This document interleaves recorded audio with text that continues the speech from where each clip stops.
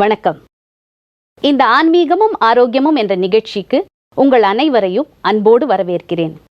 மனிதன் என்றும் இளமையோடும் ஆரோக்கியத்துடன் இருக்க வேண்டும் என்றுதான் நினைக்கிறான். ராஜயோக பயிற்சி மற்றும் யோகாசன பயிற்சியின் மூலம் உடலையும் மனதையும் எப்படி ஆரோக்கியமாக வைத்துக் கொள்வது என்பதை பற்றி தான் இன்று நாம் தெரிந்து கொள்ள இருக்கிறோம். இன்று நம்மிடையே 3 சிறப்பு விருந்தினர்கள் வந்துள்ளனர். சகோதரர் பிரம்மகுமார் டாக்டர் பாண்டியமணி அவர்கள், டாக்டர் கார்த்திக் அவர்கள் மற்றும் சகோதரி சுதா அவர்கள். டாக்டர் பாண்டியமணி அவர்கள் கடந்த 40 ஆண்டு காலமாக யோக பயிற்சியை பயின்றும் பயிற்றுவித்தும் வருகிறார். இவர் பிரம்மகுமாரி இயக்கத்தின் வேல்யூ எஜுகேஷன் துறையின் இயக்குனராய் இருக்கிறார். வணக்கம் பிரதர். வணக்கம். நமது சகோதரர் கார்த்திக் அவர்கள் கடந்த 20 ஆண்டு காலமாக ராஜயோகாவை பயின்று வருகிறார். கடந்த 18 ஆண்டு காலமாக யோகா ஆசனங்களையும் பயின்று வருகிறார். இவர் போடிநாயக்கனூரில் கடந்த 18 ஆண்டு காலமாக ஒரு பள்ளியை நிறுவி நடத்தியும் வருகிறார். வணக்கம் பிரதர். வணக்கம். நமது சகோதரி பிரம்மகுமாரி சுதா அவர்கள் கடந்த 27 ஆண்டு காலமாக ராஜயோகாவை பயின்று வருகிறார். கடந்த 18 ஆண்டு காலமாக தன்னை முழுமையாக இந்த இறை சேவைக்கு அர்ப்பணித்துக் கொண்டுள்ளார். வணக்கம் சிஸ்டர். வணக்கம். கார்த்திக் பிரதர், எங்களுடைய முதல் கேள்வி உங்களுக்கு தான். யூஷுவலா யோகாசனம் இந்த 2 வார்த்தைகளையுமே உலகத்துல மிக்ஸ் பண்ணி தான் யூஸ் பண்றாங்க. யோகா ஆசனம்னாலே யோகா தான் ஞாபகத்துக்கு வருது, யோகா என்றாலே யோகா ஆசனங்கள் தான் ஞாபகத்துக்கு வருது. இது 2த்துக்கும் ஏதாவது டிஃபரன்ஸ் இருக்குதா? யோகாசனம் அப்படிங்கிறது உடலுக்கான பயிற்சி. உடல் மூலமாக, அது கடையோக பயிற்சி, உடல் மூலமாக நம்ம மனதை கண்ட்ரோல் பண்ணுறது. யோகங்கிறது நம்ம மனசுக்கு பயிற்சி, புத்திக்கு பயிற்சி, ஆத்மாவுக்கு பயிற்சி, மனதின் மூலமாக உடலை கண்ட்ரோல் பண்ணுறது. இதுதே இதுக்குள்ள வேறுபாடு. யோகாசன பயிற்சி பண்ணி அதன் மூலமாக மனதை கண்ட்ரோல் பண்ணுறது தான் நம்மளுடைய முன்னோர்கள் சொன்ன யோகாசனம். யோகங்கிறது நேரடியாக ராஜயோகம், நேரடியாக நம் மனதை இறைவன்கிட்ட செலுத்தி அதன் மூலமாக உடலை தன்னுடைய கர்மேந்திரியங்களை கட்டுப்பாட்டுக்கு கொண்டு வர்றது. இதுதான் இது 2க்குள்ள வேறுபாடு. பிரதர், நல்லா சொன்னீங்க. யோகத்துக்கும் யோக ஆசனத்துக்கும் உள்ள வித்தியாசத்தை சொன்னீங்க. சிஸ்டர், நீங்க ராஜ யோகத்திற்கும் யோகாசனத்திற்கும் உள்ள வேறுபாடு என்னன்னு இன்னும் கொஞ்சம் விளக்கி கூற முடியுமா? ராஜயோகம் அப்படின்னு சொன்னாலே யோகம்ங்கிறது ராஜாவா இருக்கிற மாதிரி யோகம், ராஜ யோகத்துல. அப்ப ராஜான்னு சொன்னாலே பொதுவா பிரஜைகளை ஆளக்கூடியவர்கள். அப்ப இந்த இடத்துல நம்ம பிரஜைங்கிறது நம்மளுடைய கர்ம இந்திரியங்களை கொடுக்குது. அப்ப நம்ம இந்த கர்ம இந்திரியங்களை அந்த ராஜா என்ன பண்ணிடுறாருன்னா அடக்கிடுறாரு. அப்ப இந்த தியானத்துல என்ன வருது அப்படின்னா, இந்த ராஜ யோக தியானத்துல இந்த ஆத்மாவானது, இந்த உயிரானது நம்மளுடைய கர்ம இந்திரியங்களை அதனுடைய கட்டுப்பாட்டுக்குள்ள ஒரு ரூலிங் பவர் வந்துருது. கண்ட்ரோலிங் பவர்னு சொல்ல முடியாது, அதன் மீது அரசாட்சி பண்ணக்கூடிய சக்தி வரும் பொழுது நார்மலா நம்மளுடைய உடலும் என்ன ஆயிடுது, ஆரோக்கியம் ஆயிடுது. நம்மளுடைய மனசும் என்ன ஆயிடுதுன்னா ஆரோக்கியம் ஆயிடுது. அப்ப இந்த இடத்துல ராஜயோகம்ங்கிறது தியானத்தின் மூலமாக நாம நம்மளுடைய உடலை என்ன பண்றோம்னா நிர்மாண் பண்றோம். அதாவது இந்த உடலை ஆரோக்கியமாக வைத்துக் கொள்கின்றோம். இந்த யோகான்றது பாத்தீங்கன்னா யுஜ்ஜுங்கிற சமஸ்கிருத வார்த்தையிலிருந்து வந்தது. இப்ப இந்த யுஜ்ஜுங்கிற வார்த்தை என்ன அப்படின்னா, ஒன்று தொடர்பு கொள்ளுதல்னு எடுத்துக்கலாம், இல்லைன்னா இணைத்து கொள்ளுதல்னு கூட சொல்லலாம். அப்ப இணைத்து கொள்ளுதல் அப்படின்னா நம்மளுடைய மனசானது, ஆத்மா என்ன பண்ணுது அப்படின்னா பரமாத்மாவோட தொடர்பு கொள்ளுது. அப்ப தன் ஆத்மாவாகிய நான் பரமாத்மாவோடு தொடர்பு கொள்ளுறேன். 2வது இணைத்து கொள்ளுதல்னு சொல்றோம். அப்ப இணைப்பு அப்படின்னு சொன்னா ஒரு உறவு முறையோட, இறைவனை ஒரு உறவு முறையோட நாம இணைத்து கொள்ளும் பொழுது அப்ப அவருடைய சக்தியானது நம்மள என்ன பண்ணுதுன்னா நம்மளுடைய மனசை ஆரோக்கியமானதா ஆக்குது, ஒரு தெய்வீகமானதா ஆக்குதுன்னு கூட சொல்லலாம். அப்ப ராஜயோகத்தின் மூலமாக நம்மளுடைய மனசும் புத்தியும், அதில் எழும்பக்கூடிய எண்ணங்கள், அந்த எண்ணங்களை தீர்மானிக்கக்கூடிய புத்தி கூட என்ன ஆயிடுதுன்னா ரொம்ப தெளிவானதாயிடுது, ஒரு தெய்வீகமான புத்தி ஆயிடுதுன்னு வச்சிருக்கோங்களேன். நல்ல உள்ளம், ஒரு நல்ல மனசாக, மேலும் ஆரோக்கியமான மனசாகவும் அந்த புத்தியானது என்ன ஆயிடுதுன்னா ரொம்ப தெய்வீகமானதா ஆயிடுது. இந்த ராஜ யோகத்தின் மூலமா நம்மளுடைய மனசையும் புத்தியையும் ஆரோக்கியமா வச்சுக்கும் பொழுது நம்மளுடைய உடல் கூட நமக்கு ஒத்துழைப்பு கொடுக்குது, நம்மளுடைய உடலும் ஆரோக்கியமானதாயிடுது. ரொம்ப அழகா சொன்னீங்க. எப்படி வந்து உயிரை ஆரோக்கியமா வச்சுக்கிட்டோம்னா உடலும் ஆரோக்கியமா மாறிடும்னு சொல்ல வர்றீங்க. பிரதர், அடுத்த கேள்வி வந்து உங்ககிட்ட தான். நம்ம இந்த யோகாசனம் செய்யற போது நமக்கு என்னென்ன நன்மைகள் கிடைக்கும்? உங்க வாழ்க்கையில உங்களுக்கு என்னென்ன நன்மைகள் இது வரைக்கும் கிடைச்சிருக்கு? இதுக்கு ஒரு விளக்கம் தர முடியுமா நீங்க? யோகாசனம் செய்யும்போது பொதுவாக நம்மளுடைய இரத்த ஓட்டம் ரொம்ப சீராக இருக்கும். உடம்புல இரத்த ஓட்டம் ரொம்ப சீராக இருக்கிறதுனால நம்ம உடலோட பல பாகங்களுக்கு ஆக்சிஜன் ரொம்ப எளிதாக கிடைக்கும். அதனால முதல்ல அவங்களுக்கு கிடைக்கிற பெனிஃபிட் என்னென்னா, ரொம்ப சுறுசுறுப்பாக இயங்குவாங்க, ரொம்ப ஆக்டிவாக இருப்பாங்க. அவங்களுடைய தினசரி கடமையில் வந்து காலையிலேருந்து இரவு வரைக்கும் ஒரே மாதிரி டயர்டாகாமல் தொடர்ந்து அவனால் செய்ய முடியும். இது ஒரு ஃபஸ்ட்டு எடுத்தோன்னே யாருக்குமே இந்த யோகா பயிற்சி முறையை மேற்கொண்ட உடனே கிடைக்கக்கூடிய ஃபஸ்ட்டு பெனிஃபிட். அவங்க ஒரு வாரத்தில் பண்ணால் கூட இந்த பெனிஃபிட் வந்து அவங்களுக்கு கிடைக்கும். அதுக்கப்புறமா அவங்களுக்கு வரக்கூடிய சின்ன சின்ன ப்ராப்ளம், இப்போ தலைவலி, இருமல், காய்ச்சல், இந்த மாதிரி விஷயங்கள் வந்து ஃபுல்லாக அரெஸ்ட் ஆயிரும். வர்றதுக்கு வாய்ப்பு ரொம்ப குறைவு. அப்படி வந்தாலும் தொடர்ந்து யோகா பயிற்சி மேற்கொள்கிறவங்ககிட்ட அது இருக்காது, அது சரியாக போயிடும். இந்த யோகா பயிற்சி அப்படிங்கிறது நான் 16 வயசுலேருந்து கற்றுக்கிட்டேன். அந்த பயிற்சி நான் எடுத்துக்கிட்டதுக்கப்புறமா ரொம்ப விளையாட்டாக நான் அந்த பயிற்சியை கற்றுக்கிட்டேன். அந்த பயிற்சி நம்மளை ரொம்ப உற்சாகமாக வச்சுக்கிருச்சு, ரொம்ப சந்தோஷமாக வச்சுக்கிருச்சு, ஆக்டிவாக இருந்துச்சு. நான் படிக்கவே மாட்டேன், படிக்கும்போத சுத்தமாக படிக்க மாட்டேன். இது யோகா பயிற்சி மேற்கொண்ட பிறகு படிப்பறிவும் நமக்கு ரொம்ப நல்லா வந்தது. அப்போ படிக்கவும் நல்லா முடிஞ்சது, உடலும் ஆரோக்கியமாக இருந்தது. அப்படி தான் இந்த யோகாசன பயிற்சி மேலே ஆர்வம் எடுத்து நான் செய்ய ஆரம்பித்தேன். அதுவே எனக்கு ஃபஸ்ட்டு கிடைச்ச பெனிஃபிட்டு. ஏன்னா இளம் வயதில் பண்ணதுனால நோய் எதுனாலையும் நான் பாதிக்கப்படலை. அதனால் இது அந்த ஒன்றுவே எனக்கு ரொம்ப பிடிச்சிருந்ததுனால இதை நான் தொடர்ந்து செய்கிற மாதிரி ஆயிடுச்சு. இன்றைக்கி நிறைய பேர்த்துக்கு நோய்களை குணப்படுத்துறதுக்காக இந்த யோக கலையை சொல்லி கொடுத்துக்கிட்டு வர்றோம். நம்ம என்ன விதமான நோய்கள்னு சொல்கிறீங்க? நோய்களே வரலைன்னு சொல்கிறீங்க. எந்த விதமான நோய்கள் வந்து யோகாசனம் செய்தால் வராது? இப்போ எல்லா நோய்களுமே யோகாசனம் பண்ணுறவங்களுக்கு பெரும்பாலும் வர்றதுக்கான வாய்ப்பு இல்லை, வரவே வராது. அப்படி வந்தாலும் மிக எளிதாக வந்து அவங்களுக்கு குணமாயிரும். இப்போ உதாரணத்துக்கு பார்த்திங்கன்னா, யோக பயிற்சி முறையை ரொம்ப வருடமாக மேற்கொள்கிற ஒரு நபருக்கு வந்து சுகரு, ப்ரெஷரு, இந்த மாதிரி விஷயங்கள் வர்றதுக்கான வாய்ப்பு 100க்கு 100% இருக்காது. அதை மாதிரி இன்றைக்கி மேஜராக சொல்லக்கூடிய அதிகமாக இன்றைக்கி மக்களிடையே பரவி வரக்கூடிய கேன்சர்னு சொல்லக்கூடிய அந்த புற்றுநோய் கூட யோகா தினசரி ஒரு 20 நிமிடம் ஒதுக்கி பண்ணுறவங்களுக்கு நிச்சயமாக வர்றதுக்கான வாய்ப்பே இல்லை. அப்படி வந்தாலும் கூட அவங்க எளிதில் அதிலிருந்து மற்ற நோயாளிகளை போல இல்லாமல் எளிதில் வெளியே வர அவங்களால முடியும். இந்த சின்ன சின்ன வரக்கூடிய சளியோ ஜுரமோ இதிலிருந்து கூட விடுபட முடியுமா? அதில் ரொம்ப ஈஸியாக விடுபடலாம். அது நிச்சயமாக யோகா பயிற்சி மேற்கொள்கிறவங்களுக்கு வர்றதுக்கான வாய்ப்பே இல்லை, அவங்களுக்கு வராது. இதை வந்து நம்மளுடைய நேயர்கள் கூட நம்ம இந்த நிகழ்ச்சியில் சொல்லித்தர யோகாசனத்தை போட ஆரம்பித்தாங்கன்னா அதை அவங்களே உணர்வாங்க, அதை அனுபவிக்கவும் செய்வாங்க. ரொம்ப அழகாக சொன்னீங்க. அடுத்த கேள்வி நம்ம சகோதரர் பாண்டியமணி அவர்கிட்ட. ராஜயோகம் அப்படின்னு சொன்ன உடனே நிறைய பேருக்கு ஒரு பயம் வந்துடுது. இது என்னது ராஜயோகம்னா எப்படி செய்யறது? இது ரொம்ப கடினமானதா? யோகானாலே நிறைய பேர் பயப்படுறாங்க. இதுக்கு ஒரு சின்ன விளக்கம் தர முடியுமா நீங்க? நீங்கள் ரொம்ப கரெக்டாக சொன்னீங்க. யோங்கிற வேர்டை கேட்ட உடனே நிறைய பேருக்கு மனசில் பயம்தான் வருது. பயம் கூட எப்போ வருகின்றது நமக்கு? நீங்கள் நடைமுறை வாழ்க்கையில் கூட பார்த்தீங்கன்னா, எப்போ ஒன்றை பற்றி நமக்கு தெரியாதோ அதை பற்றி ஒருத்தவங்க செய்யுங்கன்னு சொல்லும்போது நமக்கு பயம் வரும். ஏன்னா எனக்கு தான் தெரியாதே, என்னை போய் நீங்கள் செய்ய சொல்கிறீங்களே, நான் எப்படி செய்வேன் அப்படின்னு சொல்லி அவங்க பயப்படுவாங்க. இன்னொன்று, ஒன்றை சரியாக நம்ம புரிந்து கொள்ளாவிட்டால் கூட நமக்கு பயம் வரும். ஆக இந்த 2 காரணங்கள் தான் நம்ம பார்க்கின்றோம். அது மாதிரி யோகம் அப்படின்னு சொல்லும் போதே நமக்கு என்ன ஞாபகத்தில் வருதுன்னா, முதல்ல யோகிகளினுடைய அசாதாரணமான சில செயல்களை எடுத்து காட்டுறாங்க. உதாரணத்துக்கு தண்ணி மேலே நடக்கிறது, இல்லை முள் படுக்கையில் படுத்து இருக்கிறது, இல்லைன்னா குழி வெட்டி மண்ணுக்குள்ளே புதஞ்சி இருக்கிறது, குறிப்பிட்ட காலத்துக்கு அப்புறம் உயிரோட மேலே வர்றது. இப்படிப்பட்ட சில காரியங்களை நம்ம கேட்கும்போது நமக்கு பயமாக இருக்குது.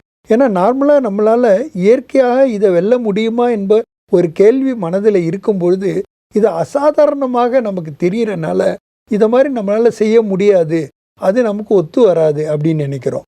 இன்னொரு முக்கியமான காரணம் என்னன்னு பார்த்தீங்கன்னா, யோகம்னு சொன்னாலே யோகிகளை நம்ம தவ யோகிகளோட ஒப்பிட்டு பார்க்குறோம். தவ யோகிகள் காட்டுக்கு போகிறாங்க, வீட்டை விட்டு போயிடுறாங்க, குடும்பத்தை விட்டு போயிடுறாங்க, அவங்க சந்நியாசம் பண்ணுறாங்க, அல்லது ஏதாவது துறவரத்தை மேற்கொள்கிறாங்க. இந்த விஷயங்களை எல்லாத்தையும் நம்ம நினைக்கும் போது நம்மளும் குடும்பத்தில் இருக்கிறோம், சாதாரண மனித வாழ்க்கையை வாழ்ந்து கொண்டு இருக்கிறோம். இத்தனை இயந்திரமான இந்த உலகத்தில், நவீன விஞ்ஞானம் நிறைந்த இந்த உலகத்தில், அறிவியல் வளர்ச்சி நிறைந்த இந்த உலகத்தில் அப்படியெல்லாம் நம்மளால் வாழ முடியுமா? நிச்சயமாக நம்மளால் அப்படி வாழ முடியாது அப்படின்னு சொல்லி நினைக்கிறாங்க. அதனாலே கூட அவங்க பயப்படுறாங்க. ஆக பயத்துக்கு முக்கியமான காரணமே தெரியாமை, அறியாமை அல்லது அதை பற்றி சரியான ஒரு புரிதல் இல்லாதது தான். நம்மளுடைய அன்பு சகோதரி அவர்கள் கூட கூறினார்கள், யூஜி என்றாலே தொடர்பு, இணைத்தல். ஆக இணைத்தல் அல்லது தொடர்பு என்றாலே 2 பேர் வேண்டியிருக்கு. ஒன்று நான் தனியாக இருக்கிறேன், இறைவன் தனியாக இருக்கின்ற 2 பேரும் கூட தொடர்பை கொண்டு வருவது தான் ராஜயோக தியானம்னு அவங்க சொன்னாங்க.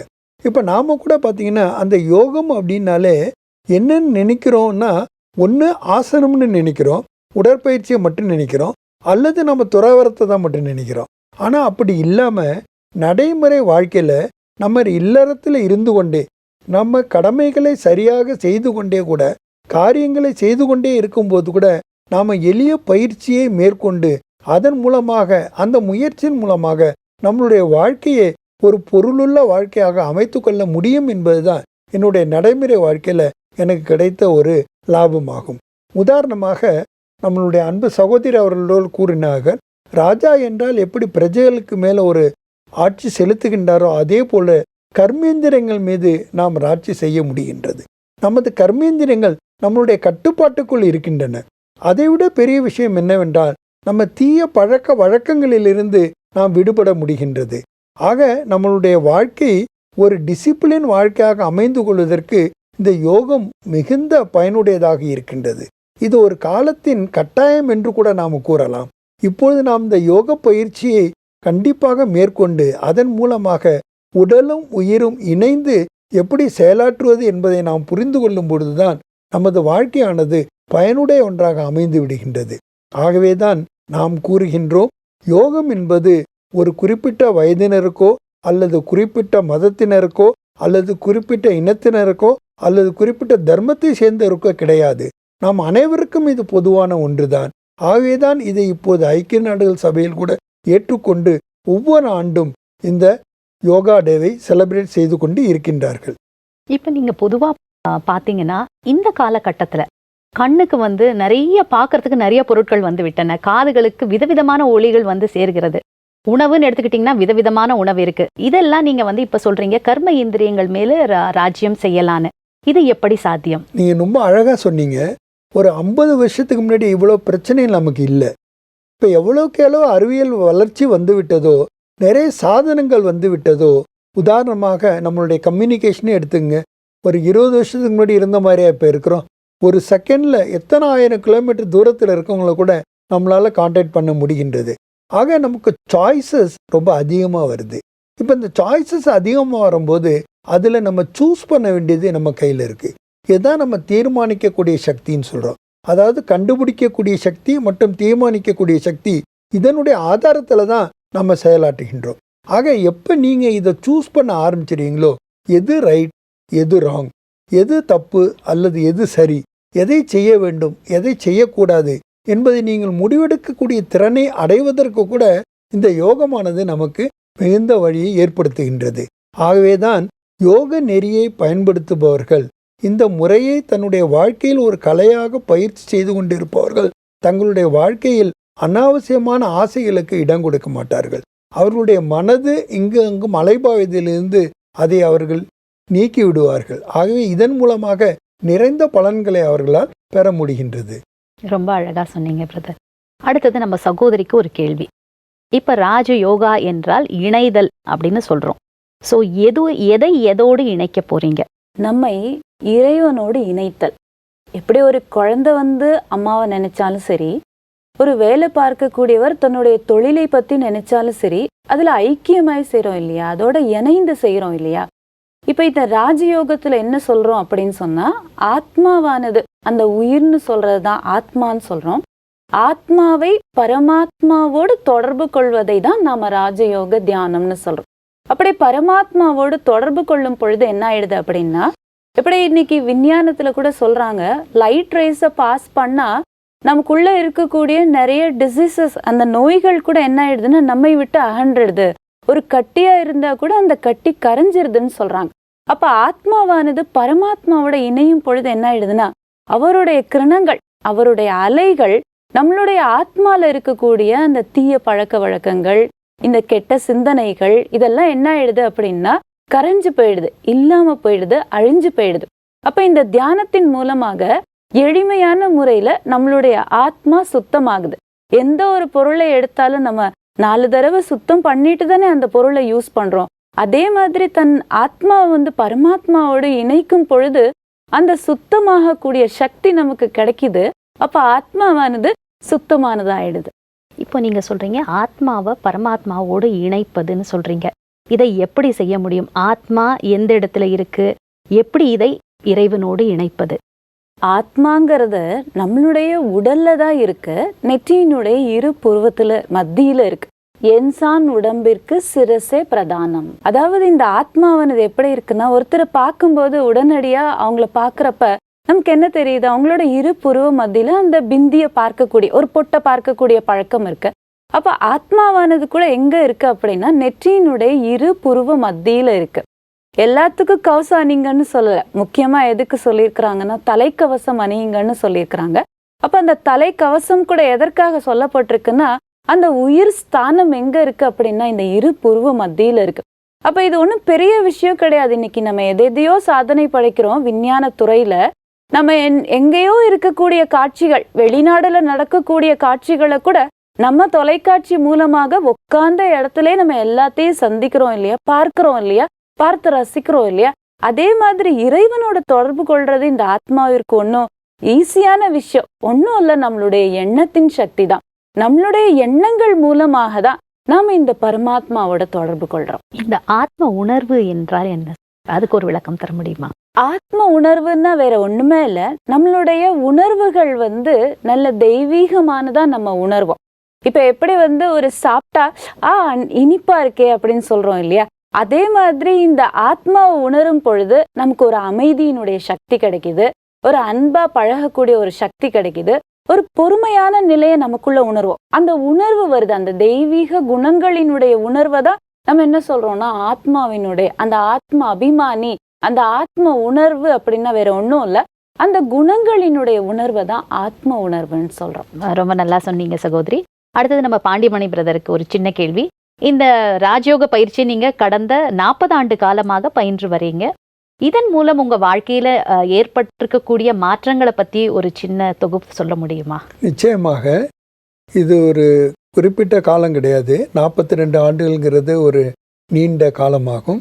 அதுவும் நான் கல்லூரியில் ஒரு மாணவனாக படித்து கொண்டு இருக்கும்போது தான் இந்த ராஜயோக தியானத்தை நான் கற்றுக்க ஆரம்பித்தேன். அதுக்கு முன்னாடி நான் படித்ததுக்கும் அதுக்கப்புறம் நான் படித்து தேர்ச்சி பெற்றதுக்கும் நிறைய வித்தியாசம் இருக்குது. இன்றைக்கி என்கிட்ட குறைந்தபட்சம் ஒரு 21 டிகிரிகள் இருக்கின்றன. அதில் 12 டிகிரி மாஸ்டர் டிகிரியே இருக்குது. நான் ஒரு அகடமிஷியனாக இல்லை. முதல்ல நான் ஒரு வங்கியில் தான் பணியாற்றி கொண்டிருந்தேன். ஆனாலும் கற்றுக்கொள்வதை நான் ஒரு பழக்கமாகவே கொண்டு வந்திருந்தேன். எனக்கு பிரம்மகுமாரிகளில் ரொம்ப பிடிச்ச விஷயம் இது ஒன்று தான். அவங்க என்ன சொன்னாங்கன்னாக்கா லைஃப் லாங் லேர்னிங்னு சொன்னாங்க. நீங்கள் இறுதி வரை படித்து கொண்டே இருக்க வேண்டும்னு சொன்னாங்க.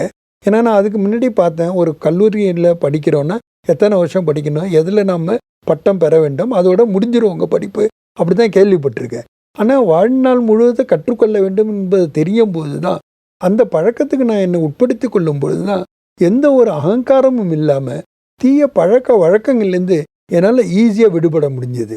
நான் விடுபட முடிஞ்சதுன்னு சொல்கிறத விட எந்த ஒரு தீய பழக்கத்துக்கும் நான் அடிமை ஆகாமல் என்னை நான் பாதுகாத்து கொள்வதற்கான ஒரு வாய்ப்பாக அமைந்தது. அதுவும் இல்லாமல் இந்த சமூகத்திற்கு நாம் சேவை செய்கின்ற ஒரு மகிழ்ச்சி எனக்கு கிடைத்தது. ஆக நம்மளுடைய வாழ்க்கையில் நம்ம திருப்தியை அடைய வேண்டும் என்றால் நம்மளுடைய வாழ்க்கையை ஒரு பர்பஸ்ஃபுல்லாக இருக்க வேண்டும், மீனிங்ஃபுல்லாக இருக்க வேண்டும். அப்போ இந்த தியான முறையில் என்னை நான் ஈடுபடுத்தி கொள்ளும்போது தினசரி செயல்களை செய்து கொண்டிருந்தாலும் கடமைகளை ஆற்றிக்கொண்டிருந்தாலும் சமுதாயத்திற்கு என்ன சேவையை செய்ய முடியுமோ அதை நம்மால் இயன்றவரை நாம் மனதார செய்யும் பொழுது நமக்கு ஒரு திருப்தி என்பது கிடைக்கின்றது. ஆக வாழ்க்கை என்பதே வாழ்வதற்கு என்ற ஒரு மகிழ்ச்சியான விஷயத்தை நான் தியான வழியின் மூலமாகத்தான் கற்றுக்கொண்டேன். ஆகவேதான் இத்தனை ஆண்டுகள் ஆனாலும் சரி இதை நான் தொடர்ந்து கொண்டும் இருக்கின்றேன். பிறருக்கும் நான் அதற்கான ஒரு இன்ஸ்பிரேஷனை கொடுத்து கொண்டே இருக்கின்றேன். இப்பொழுது கூட பாருங்கள், 60 ஆண்டுகளில் கூட இந்த வயதிலும் கூட நான் இப்பொழுது சட்டம் பயின்று கொண்டு இருக்கின்றேன். என்னுடைய 2 ஆண்டுகள் முடிவடைந்தன. இன்னும் 1 ஆண்டு தான் இருக்கின்றது சட்டத்தை முடிப்பதற்கு. கற்றுக்கொள்வதற்கு எந்த வயதும் கிடையாது என்பதற்கு நானே ஒரு எடுத்துக்காட்டாக இருக்கின்றேன். ரொம்ப அழகா சொன்னீங்க. அடுத்தது நம்ம சகோதரர் கார்த்திக் அவர்கிட்ட ஒரு கேள்வி. நீங்க யோகாசனம் செய்யறீங்க மற்றும் ராஜயோக பயிற்சியும் செஞ்சுட்டு வரீங்க. இந்த ராஜயோக பயிற்சியின் மூலமாக மற்றும் யோகாசனம் ரெண்டும் இணைந்து உங்களுக்கு என்னென்ன நன்மைகள் உங்களுக்கு கிடைச்சிருக்கு, இதை பத்தி ஒரு விளக்கம் தர முடியுமா? அதாவது யோகாசனம் பண்ணும்போது நல்லா நம்ம யோகா பண்ணுறோம். அதில் பெனிஃபிட் அடைஞ்சதே பார்த்திங்கன்னா இந்த ராஜயோகம் கற்றுக்கிட்டதுக்கு அப்புறம் தான். இந்த ராஜயோகம் கற்றுக்கிட்டதுக்கு அப்புறம் தான் இந்த யோக கலையில் ஒவ்வொன்றையுமே சரியாக புரிஞ்சுக்கிற முடிஞ்சது. இந்த யோகாசனமே பார்த்திங்கன்னா அஷ்டாங்க யோகான்னு பேர். அதாவது இயமும் நியமும் யோகாசனம் பிராணாயாமம் பிரத்யாரம் தாரணை தியானம் சமாதி. சமாதிக்கு போகிறதுக்காக, சமாதி அப்படிங்கிறது எண்ணமில்லாத முழுமை நிலை, அதை அடைகிறதுக்காகத்தான் 8 படிகளாக இந்த அஷ்டாங்க யோகத்தை கொண்டு வந்தாங்க. அதில் ஒரு 3வது படிநிலை தான் யோகாசனம். இந்த யோகாசனமே எதற்காக நம்ம பண்ணுறோம் அப்படின்னா அந்த எண்ணமற்ற நிலைக்கும் அல்லது இறைவனை முழுமையாக சரணடைகிறதுக்காக அந்த சமாதிக்கு போகிறதுக்காக. இப்போ யோகாசனம் பண்ணக்கூடிய எல்லாத்துக்குமே இருக்க ஒரு ப்ராப்ளம் என்னென்னா, எல்லாத்துக்குமே யோகாசனம் மட்டும்தான் தெரியும். நான் இந்த ராஜயோக தியானத்தையும் கற்றுக்கிட்ட பிறகு தான் இந்த யோகாசனத்தோட ஒரு முழுமை நிலை என்பதை அடைஞ்சேன். ஏன் அப்படின்னா இந்த ராஜயோக பயிற்சி தான் அந்த முழுமையான இறைவனை சரணடைகிறதுக்கான ஒரு வழி அப்படிங்கிறது தெளிவாக புரியுது. இப்போ இந்த யோகாசனத்தையும் இந்த ராஜ யோகத்தையும் பண்ணும்போது நம்ம யோகிகள் சொன்ன அந்த ஒரு நிலையை ஈஸியாகவும் எளிதாகவும் நம்மளால் அடைய முடியுது. ஒரு மனுஷனுக்கு உடல் எவ்வளோ ஆரோக்கியம் முக்கியமோ அதே போல் மனதோட ஆரோக்கியம் ரொம்ப ரொம்ப முக்கியமாக இருக்குது. இப்போ யோகாசனம் பயிலக்கூடிய இல்லை பயிற்றுவிக்கக்கூடிய தினசரி செய்யக்கூடிய ஒரு நபருக்கு உடலை கண்ட்ரோல் பண்ண தெரியும், உடலை ஆரோக்கியமாக வச்சுக்கிற தெரியும். அவங்க என்னதே உடலை ஆரோக்கியமாக வச்சுக்கிட்டாலும் கூட அவங்களுக்கு வரக்கூடிய மன சோர்வு, கோபம், இந்த மாதிரியான விஷயங்கள்லேருந்து அவங்களால விடுபடுறது ரொம்ப கடினமாக இருக்கும். இப்போ இந்த யோகாசன பயிற்சியோடு சேர்ந்து இந்த ராஜ யோகத்தை கற்றுக்கிறதுனால இந்த மாதிரி கெட்ட குணங்களுக்கு, அதாவது உடலுக்குதே நம்ம யோகாசனம் பயிற்சி பண்ணுறோம், கெட்ட குணங்களுக்கு வசமாகாமல் இருக்கிறதுக்கும் கடவுளை தினசரி நினைக்கிறதுக்கும் இந்த ராஜயோக பயிற்சி முறை மட்டும்தான் கற்றுத்தருது. அது மிக உயர்ந்த பயிற்சியாக இருக்குது. கடவுளை பரிபூர்ணமாக சரணடைவதற்கான மிக உயர்ந்த பயிற்சியாக இருக்குது. முன்னாடி பார்த்திங்கன்னா நான் யோகாசனம் பண்ணும்போது உடல் ஆரோக்கியமாக இருக்கும், ஆனால் மனசில் யாருக்கிட்டேயுமே எளிதாக கோவப்பட்டுருவேன். அதே மாதிரி ஒரு சின்ன சின்ன விஷயத்துக்கு கூட ரொம்ப டென்ஷன் ஆவேன், கவலை வரும். ரொம்ப சில நேரங்களில் அந்த கவலையின் காரணமாக நமக்கு ஒரு சோம்பேறித்தனம் வரும், பயம் வரும், வெறுப்பு வரும். அப்போ இப்படியெல்லாம் நானே கூட இன்னைக்கு நிறைய முறை கேள்வி கேட்டிருக்கேன். ஒரு யோகாசனம் பயிற்சி பண்ணுறோம், யோகா பண்ணுறோம், அப்படி இருந்தாலும் கூட யோகா எவ்வளோ உயர்ந்த கலையாக இருக்குது, ஆனால் நமக்கு கோவம் வருது, இப்படி டென்ஷன் ஆகுறமே, சின்ன சின்ன விஷயத்துக்கெல்லாம் கவலைப்படுறோமே, வருத்தப்படுறோமே, இப்படி ரொம்ப நாள் நான் உட்காந்து யோசிச்சிருக்கேன். ஆனால் பார்த்தீங்கன்னா இந்த ராஜயோக பயிற்சி எனக்கு கிடைச்சது. நான் யோகாசனம் பண்ணிக்கிட்டு இருக்கும்போதே இந்த ராஜயோக பயிற்சிக்கான ஒரு வாய்ப்பு கிடைச்சது. நான் அந்த ராஜயோக பயிற்சிக்கு போன பிறகு தான் இந்த யோகாவோட முழுமை நிலையை அடைஞ்சனே சொல்லலாம். அடுத்தது நம்ம சகோதரி சிஸ்டர், உங்க வாழ்க்கையில இந்த ராஜயோகத்தின் மூலம் அடைந்த பலன்களை பத்தி கொஞ்சம் நீங்க சொல்ல முடியுமா? ராஜயோகத்தின் மூலமாக நிறைய பலன்கள் இருக்கு. அதுல எனக்கு முக்கியமா ரொம்ப பிடிச்சது இங்க என்ன அப்படின்னு சொன்னா, மனதோடு மனம் பேசும் கலையை கத்துக்கிட்டேன். மனசு எப்படி பகவானோட பேசுறது, எப்படி தன்னோட பேசுதுங்கிற ஒரு கலையை இந்த ராஜயோக தியான பயிற்சி கத்துக்கிட்டதன் மூலமா தான் எனக்கு அந்த நிலையானது முழுமை அடைஞ்சிச்சு. ஸோ இந்த நிகழ்ச்சியில கலந்துகிட்டு பல அனுபவங்களை எங்களோடு பகிர்ந்து கொண்டமைக்கு மிக்க மிக்க நன்றி. வணக்கம். நன்றி, வணக்கம். நேயர்களே, இந்த நிகழ்ச்சியை பார்த்தீங்களா? இந்த நிகழ்ச்சியில நம்ம சிறப்பு விருந்தினர்கள் அற்புதமான தன்னுடைய வாழ்க்கை அனுபவங்களை நம்மோடு பகிர்ந்துகிட்டு இருக்காங்க. அடுத்த நிகழ்ச்சியில மீண்டும் நாம் சந்திக்கலாம். நன்றி, வணக்கம்.